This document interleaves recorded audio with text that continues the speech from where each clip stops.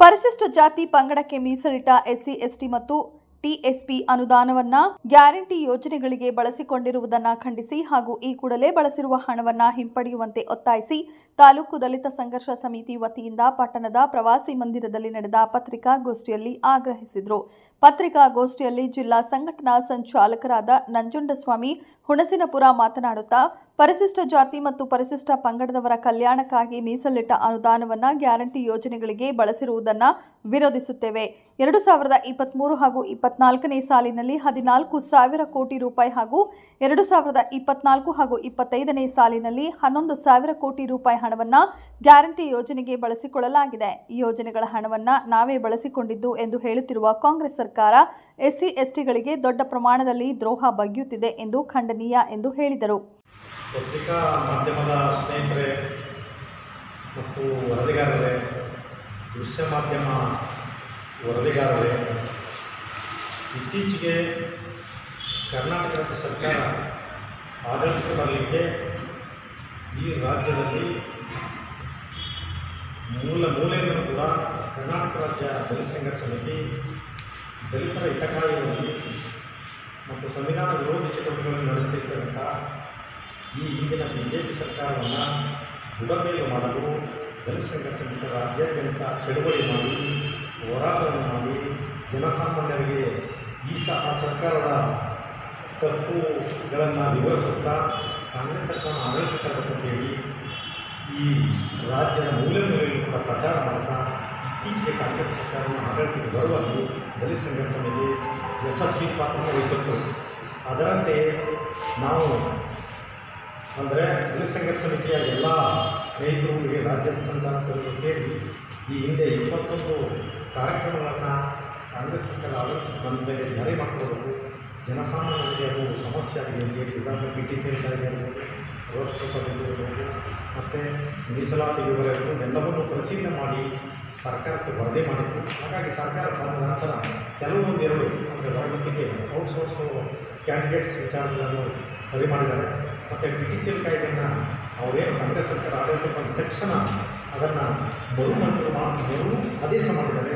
ಪರಿಶೀಲನೆ ಮಾಡಿ ಸಂಬಂಧಪಟ್ಟವರಿಗೆ SC STಗಳ ಜಮೀನು ಮಾರಾಟವಾಗಿದ್ದಲ್ಲಿ ಅಕ್ರಮವಾಗಿ ಅದನ್ನು PTC ಆಕ್ಟ್ ಪ್ರಕಾರ ಮುಂದುವರಿಸಬೇಕು. ಆಯಾ ಜನಕ್ಕೆ ಅವರ ಉತ್ತೇಜನಕ್ಕೆ ಅನುಕೂಲ ಆಗೋ ರೀತಿ ವಾಪಸ್ ಮಾಡಿ ಕಾನೂನಿಗೆ ತಿದ್ದುಪಡಿ ತಂದು ಕೂಡ ಸರ್ಕಾರಕ್ಕೆ ನಾವು ಶ್ಲಾಘನೀಯ ಮತ್ತು ಒಂದು ಥ್ಯಾಂಕ್ಸ್ ಮಾಡಿದ್ದೀವಿ.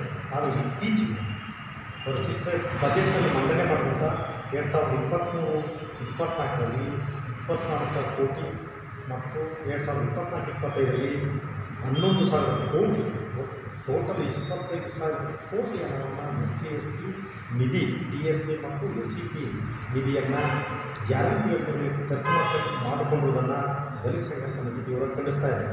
ಕಾರಣ ಏನೆಂದರೆ ದಲಿತರಿಗೆ ಮೀಸಲಾತಿಗೆ ಇಟ್ಟಂಥ ಹಣ ಬೇರೆ ಕಡೆ ವರ್ಗಾಯಿಸುವುದು ಅದೊಂದು ದೊಡ್ಡ ಅಪರಾಧವಾಗಿ ಕಾಣುತ್ತದೆ. ಯಾಕೆಂತೇಳಿದ್ರೆ SC STಗಳು ಈ ದೇಶದ ಮೂಲ ನಿವಾಸಿಗಳು, ಅವರ ಸಾಮಾಜಿಕ, ಆರ್ಥಿಕ, ಔದ್ಯೋಗಿಕ ವಿಚಾರಕ್ಕೆ ಬಳಕೆ ಆಗ್ತಕ್ಕಂಥ ಹಣ ಬೇರೆ ಕಡೆಗೆ ವರ್ಗವಾಗಿ ಆಗಿರೋದರಿಂದ SC STಗಳಿಂದ ಸಂಪೂರ್ಣ ಅನ್ಯಾಯ ಆಗ್ತದೆ ಮತ್ತು ಅವರ ಅಭಿವೃದ್ಧಿಗೂ ಕೂಡ ತೊಂದರೆ ಆಗ್ತದೆ ಅಂತಕ್ಕಂಥ ಮಾತನ್ನು ಈ ಸಂದರ್ಭದಲ್ಲಿ ನಾನು ಹೇಳ್ತಾ, ಈ ಹಣವನ್ನು ವಾಪಸ್ಸು ಅದೇ ಇಲಾಖೆ ವಾಪಸ್ ತೆಗೆದುಕೊಂಡು SC ST ಅಭಿವೃದ್ಧಿಗೆ ಸಂಪೂರ್ಣವಾಗಿ ಖರ್ಚು ಮಾಡಬೇಕು ಅಂತಕ್ಕಂಥ ಮಾತನ್ನು ನಾನು ಈ ಸಂದರ್ಭದಲ್ಲಿ ಹೇಳ್ತಾ, ತಾಲೂಕು ಸಂಚಾಲಕ ರಂಗಸ್ವಾಮಿ ಮಾಡ್ರಹಳ್ಳಿ ಅವರು ಹಕ್ಕೊತ್ತಾಯಗಳನ್ನು ಮಂಡಿಸಿದರು. ಸಮಿತಿಯ ಹಕ್ಕೊತ್ತಾಯಗಳು SC ST ವ್ಯಾಪ್ತ ಹುದ್ದೆಗಳನ್ನು ಕೂಡಲೇ ಭರ್ತಿ ಮಾಡಬೇಕು. 2. SCP ಮತ್ತು TSP ಮೀಸಲು ಹಣವನ್ನು ಯಾವುದೇ ಕಾರಣಕ್ಕೂ ಇತರ ಯೋಜನೆಗಳಿಗೆ ಬಳಸಬಾರದು. ಈಗಾಗಲೇ ಗ್ಯಾರಂಟಿ ಯೋಜನೆಗಳಿಗೆ ಬಳಸಿರುವ ಕಳೆದ ಸಾಲಿನ 11,000 ಕೋಟಿ ರೂಪಾಯಿ ಮತ್ತು ಈ ಸಾಲಿನ 14,000 ಕೋಟಿ ರೂಪಾಯಿ ಹಣವನ್ನು ಕೂಡಲೇ ಹಿಂಪಡೆಯಬೇಕು. 3. SCP ಮತ್ತು TSP ಕಾಯ್ದೆಯ ಯೋಜನೆಗಳ ಜಾರಿಗೆ ಕೂಡಲೇ ಏಕಗವಾಕ್ಷಿ ಪದ್ಧತಿಯನ್ನು ಜಾರಿಗೊಳಿಸಬೇಕು. 4. ಹೊರಗುತ್ತಿಗೆ ನೇಮಕಾತಿಯಲ್ಲಿ ಕಡ್ಡಾಯವಾಗಿ ರೋಸ್ಟರ್ ಪದ್ಧತಿಗೆ ಅನುಗುಣವಾಗಿ ಮೀಸಲಾತಿ ನೀಡಬೇಕು. 5. ಪರಿಶಿಷ್ಟ ಜಾತಿ ಮತ್ತು ಪರಿಶಿಷ್ಟ ಪಂಗಡದ ಮೆರಿಟ್ ವಿದ್ಯಾರ್ಥಿಗಳಿಗೆ ನೀಡುತ್ತಿರುವ ಪ್ರೋತ್ಸಾಹಧನಕ್ಕೆ ವಿಧಿಸಿರುವ ಆದಾಯ ಹಾಗೂ ಅಂಕಗಳ ಮಿತಿಯನ್ನು ರದ್ದುಗೊಳಿಸಿ ಈ ಹಿಂದೆ ನಿಗದಿಪಡಿಸಿದಂತೆ ಮರು ಜಾರಿಗೊಳಿಸಬೇಕು. 6. ಸಮಾಜ ಕಲ್ಯಾಣ ಇಲಾಖೆಯಿಂದ ಬಿಡುಗಡೆ ಮಾಡುತ್ತಿರುವ ಎಲ್ಲ ಅನುದಾನಗಳ ನಿರ್ವಹಣೆ ಮತ್ತು ಪರಿವೀಕ್ಷಣೆ ಮಾಡಲು ಸ್ವತಂತ್ರ ಕಾನೂನು ಸಮಿತಿ ನೇಮಿಸಬೇಕು ಹಾಗೂ ಅದಕ್ಕೆ ನ್ಯಾಯಾಂಗಾಧಿಕಾರ ನೀಡಬೇಕು. 7. ವಿದೇಶಗಳಲ್ಲಿ ವಿದ್ಯಾಭ್ಯಾಸ ಮಾಡಲು ಇಚ್ಛಿಸುವ ದಲಿತ ವಿದ್ಯಾರ್ಥಿಗಳಿಗೆ ಪ್ರಬುದ್ಧ ಯೋಜನೆ ಮೂಲಕ ನೀಡುತ್ತಿರುವ ನಿರ್ವಹಣಾ ವೆಚ್ಚದ ಮಿತಿಯನ್ನು ಸಡಿಲಗೊಳಿಸಿ ವಾಸ್ತವ ವೆಚ್ಚವನ್ನು ನೀಡಬೇಕು. ಈ ಹಿಂದಿನಂತೆ 2 ಕೋಟಿ ರೂಗಳವರೆಗೂ ವರೆಗೆ ನೀಡುತ್ತಿರುವ ಅನುದಾನವನ್ನು ಮುಂದುವರಿಸಬೇಕು.